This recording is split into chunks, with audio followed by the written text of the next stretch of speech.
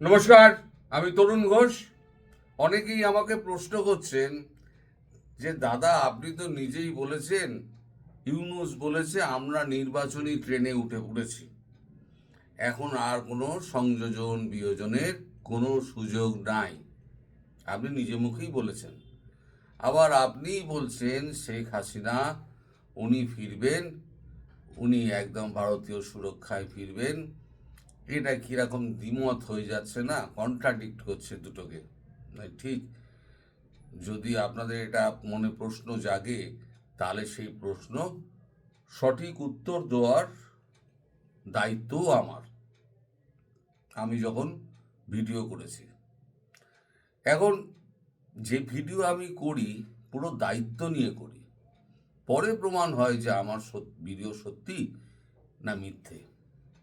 এবার আমি আপনাদের কতগুলো ফ্যাক্টস অ্যান্ড ফিগার্স আমি গতকাল থেকে আজকে অবধি যা যা হয়েছে আমি জানাই, তাহলে আপনারা বুঝে যাবেন যে পিকচার আমি বাকি হ্যাঁ মেরে দোস্ত। আপনি পৃথিবীতে এমন কোনো নির্বাচন দেখেছেন, নির্বাচন ঘোষণা হয়েছে অথচ তার গণনার তারিখ ঘোষণা হয়নি, তার ফলাফলের তারিখ ঘোষণা হয়নি? একটা ক্লাবের নির্বাচনও যদি হয়, তাহলেও তার একটা ডেট হয়, তার ভোট গণনার দিন ঠিক হয়, তার বিজয়ী প্রার্থীর নাম ঘোষণার দিন ঠিক হয়। এটাই হচ্ছে নর্মাল নিয়ম। সেটা কোঅপারেটিভ বলুন, ক্লাব নির্বাচনই বলুন, কোনো সংগঠন বলুন, কোনো ক্লাব বলুন, কোনো সরকার বলুন, সব দেশেই তাই একই নিয়ম। কিন্তু এখানে শুধু নির্বাচনের দিন ঘোষণা হয়েছে, তার মানে ইচ্ছে করেই করা হয়েছে নির্বাচনটা হবে না। তাই জন্যেই আমি বলি এই নির্বাচন হবে না। উনি যতই বলুন নির্বাচনী ট্রেনে উনি উঠে পড়েছেন, ওনার কথায় কাজে কোনো মিল নেই।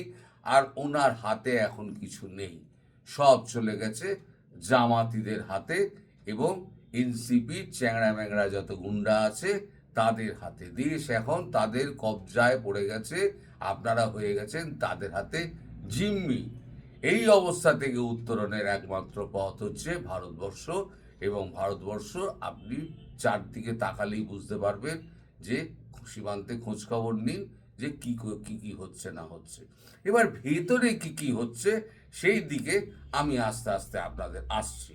আমি প্রত্যেকটা কিন্তু আপনাদের দেশের খবর এবং আপনাদের মিডিয়া কতটা প্রকাশ করেছে আমি জানি না, আমি আস্তে আস্তে বলছি। আজকে গতকালকে ভোরবেলা রাত্রিবেলাতে একটা ঘটনা ঘটে সেন্ট মার্টিন দ্বীপে।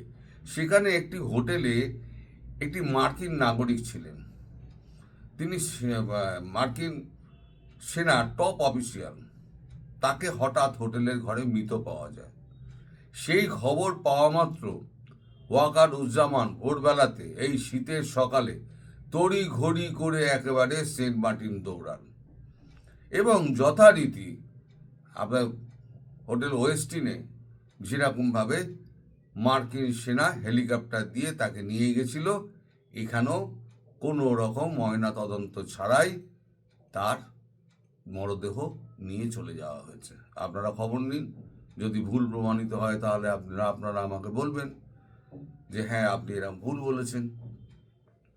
এখন আমি বলি না যে একটা এই যে কোভার্ট অপারেশন হচ্ছে, এগুলো কে করছে আমি বলতে পারবো না, কিন্তু এগুলো কোভার্ট অপারেশন হচ্ছে। আর কোভার্ট অপারেশন আমি বলেছি যে কোনো দিন হত্যাকারীকে ধরা যাবে না, কারণ 100 টাকা যদি খরচা হয় একটা অপারেশনে, 80 টাকা খরচা হয় ফুটপ্রিন্ট মেটানোর জন্য, মানে প্রমাণ মেটানোর জন্য, আর 20 টাকা খরচা হয় তাকে মারার জন্য। ফলে 80 টাকা যে খরচা হয় সেটা হচ্ছে ফুটপ্রিন্ট মেটানোর জন্য। সেই ফুটপ্রিন্ট কোনোদিন কোনো গোয়েন্দা সংস্থার, মানে দামি গোয়েন্দা সংস্থার কেউ কোনোদিন ধরতে পারবে না। এখন এটা রাশিয়ান এজেন্টরা করেছে নাকি করেছে নাকি আপনার টার্কি করেছে নাকি আবার সিআইএ নিজে থেকে করেছে, এটা আমি বলতে পারবো না। তবে এই ঘটনা ঘটেছে। আজকে সকালবেলা 6:30 নাগাদ হঠাৎ আপনাদের এই অ্যাটলান্টা ওশান শিপে হঠাৎ আগুন ধরে যায়, সেখানে 3 জন মারা যায়। শিপ যাচ্ছিল নিজের মতো, সেন্ট মার্টিন দ্বীপে যাচ্ছিল, সেখানে পর্যটক ছিলেন, কিন্তু বেছে বেছে 3 জন এমন মারা যান তারা বিতর্কিত ব্যক্তি। এবার আপনারা খোঁজ নিন সেই বিতর্কিত ব্যক্তি কারা।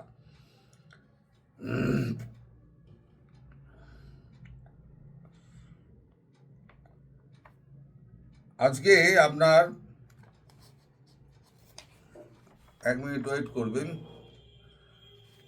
গতকাল কয়েকদিন আগে আমাদের সার্জিও গোর, ভারত থেকে যিনি মার্কিন মেসেজটা পৌঁছে দিয়েছিলেন মোহাম্মদ ইউনূসের কাছে যে এই এই এই এই জিনিসগুলো করতে হবে, তার মধ্যে দুটো জিনিস ছিল, দুটো মানে দাবি ছিল মার্কিন যুক্তরাষ্ট্রের।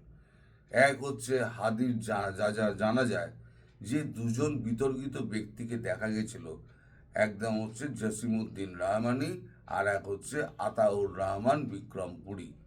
আতাউর রহমান বিক্রমপুরী তিনি অ্যারেস্ট হয়েছেন, সে খবর আপনারা সবাই জেনে গেছেন। কারণ আতাউর রহমান বিক্রমপুরী অ্যারেস্ট হওয়ার আগে তিনি একটা ভিডিও বার্তা একটা সোশ্যাল মিডিয়ায় ছেড়ে দেন, তার ভিডিওটাও আমার কাছে আছে। সেখানে তিনি বলেন যে আমি যা করেছি সেইটা হচ্ছে সার্জিস নাহিদ এবং নাসিরুদ্দিন পাটোয়ারি এদের উস্কানিতে আমি এবং সমস্ত মুমিনরা এই সমস্ত মব সন্ত্রাস যা করেছি, আজকে আমি যদি অ্যারেস্ট হই তাহলে তারা অ্যারেস্ট হবে না কেন, এই দাবি তিনি তুলেছেন।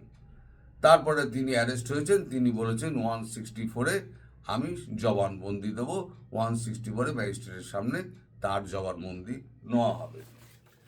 ঘটনা কিন্তু ঘটে যাচ্ছে, নির্বাচনী ট্রেনে উঠে গেছেন, কিন্তু ঘটনা এদিকে ঘটে যাচ্ছে। যা যা ইউএস আর ইন্ডিয়া চেয়েছিল ঠিক তাই তাই হচ্ছে। আচ্ছা, এইবার মানে আজকে আমাদের ভোর বা কালকে রাতে তো হয়েছেই, মানে এক দফা তো আমাদের বিদেশ মন্ত্রক থেকে আমাদের বলা হয়েছে আজকে সকালবেলা আবার রণধীর জয়সওয়াল আবার একটি বিশেষ বৈঠক ডাকেন, মানে সাংবাদিক বৈঠক ডাকেন। সেখানে তিনি আবার বলেন যে আরও একজন হিন্দু যুবক মারা গিয়েছেন, তার নাম হচ্ছে, এই ঘটনা ঘটেছে চাঁদপুরে গতকাল রাতে, তার নাম হচ্ছে অনিক দাস, বয়স হচ্ছে 28 বছর। ইনি মারা গিয়েছেন। ইনি মারা যাওয়ার পরে ভারতের কাছে খবর এসছে, ভারত তৎক্ষণাৎ একেবারে একটা বিবৃতি দিয়ে দিয়েছে যে অনেক হয়েছে, আর কিন্তু সহ্য করা হবে না। গতকালকে বিবৃতিটাও আপনারা যদি চান আমি আপনাদের ছোট করে একটা লাগিয়ে দিতে পারি, আলাদা করে আপনারা দেখে নিতে পারেন। সেখানে কি করা বিবৃতি জারি করা হয়েছে, you must have to pay, মানে আপনাদের মূল্য চোকাতে হবে। এটা একদম বিদেশ মন্ত্রক থেকে পরিষ্কার বলে দিয়েছে। আপনাদের খবরের কাগজ মিডিয়া কি বলবে না বলবে আমি জানি না, আমি পুরো ভিডিওটা আপনাদেরকে তুলে দেবো, পরের একটা কোনো এতে স্লটে আমি তুলে দেবো। পুরো ভিডিওটা ইংরেজি হিন্দিতে আছে, আপনারা দেখে আপনারা শুনে নেবেন নিজে পেতে, যে জাস্টিস হবে, ভারত জাস্টিস করবে। তার মানে ভারত যেটা করবে সেটা জেনে বুঝেই করবে। এদিকে আপনাদের কিরানীগঞ্জে এখন তো সব পাকিস্তানি আইএসআই যা যা যা করছে, পাকিস্তানি আইএসআই করছে। আপনাদের মাদ্রাসাগুলো বলেন শিক্ষা টিক্ষা সমস্ত কিছু হয়, ওখানে শিক্ষিত ছাত্র তৈরি হয়, তা মাদ্রাসায় কি হচ্ছে, বোমা বানানো হচ্ছে। এই কিরানীগঞ্জে গতকাল বোমা বানাতে গিয়ে একদম 5 জন মারা গেছে, আহত হচ্ছে, মানে জনা 10-12 বোধহয় আহত হয়েছে। একসঙ্গে বেশ কয়েকটা বোমা অসতর্কবশত ফেটে যায়, ফেটে গিয়ে এই কাণ্ডটি ঘটে। এখন এই জিনিসগুলো কিন্তু বাংলাদেশের বুকে হয়ে চলেছে। তারপরে ধরুন ময়মনসিংহের আপনার 300 বছরের পুরনো একটা মাজার ছিল, সেই মাজারটা ভাঙচুর করা হয়েছে। সেখানে এই গণ্ডগোলের মধ্যে মহসিন নামে ব্যক্তি, 35 বছরের এক ব্যক্তির মৃত্যু হয়েছে। সারা বাংলাদেশ জুড়ে কিন্তু একদম মানে এই অস্থির পরিস্থিতি রয়েছে। সব থেকে মজার ব্যাপার হচ্ছে তারেককে নিয়ে তো এত কিছু হলো, এবার আমি বলেছিলাম যে তারেক রহমান তিনি দেশে ফিরলে পরে জামাতের সঙ্গে তার গন্ডগোলটি লাগবে, কারণ জামাত বুঝতে পারবে বিএনপি এখানে সব মধু খেয়ে যাবে, আর আওয়ামী লীগ তো আসবেই, আওয়ামী লীগ ভারত ঢোকাবেই, আওয়ামী লীগ খেলে পরে দুজনের মধ্যে মধু আর গুড়ের সম্পর্ক হয়ে যাবে, তাহলে পরে আমরা হয়ে যাব আমের ছোলা, তাহলে পরে আবার কি হবে না সন্ত্রাস হবে, অবিচ্ছিন্নভাবে সন্ত্রাস হবে। কিন্তু এটা আমি 15 দিন আগে বলেছিলাম। তাই সেই সন্ত্রাসের প্রাথমিক পর্যায় শুরু হয়েছে। গতকালকে যাওয়ার কথা ছিল তারেক রহমানের ওই আপনার ওই জুলাই যোদ্ধাদের দেখার কথা ছিল হাসপাতালে। তা হাসপাতালে দেখা করার কথা ছিল, সমস্ত হাসপাতাল আর কি মানে অবরুদ্ধ করে দিয়েছে। অবরুদ্ধ করে এই এনসিপি এবং জামাত এনসিপি এবং জামাত এরা দুপক্ষ মিলে একবারে তারেককে গালি গালাজ করে দালাল ফালাল বলে ওখান থেকে তারেককে তাড়িয়ে দিয়েছে। তারেক রহমান কিন্তু জুলাই যোদ্ধাদের হাসপাতালে দেখতে যেতে পারেনি। আজকে তার কর্মসূচির মধ্যে রয়েছে সেটা হচ্ছে হাদির যে কবরস্থান, সেই কবরস্থান এতে ঢাকা বিশ্ববিদ্যালয়ের ওখানে, যেখানে কাজী নজরুলের মরদেহ শায়িত রয়েছে, তার পাশে যে কবর দেওয়া হয়েছে সেখানে গিয়ে তার শ্রদ্ধা দেখানোর কথা ছিল। আজ সকাল থেকে আর সেখানে একেবারে মানে আপনার শাহবাগ,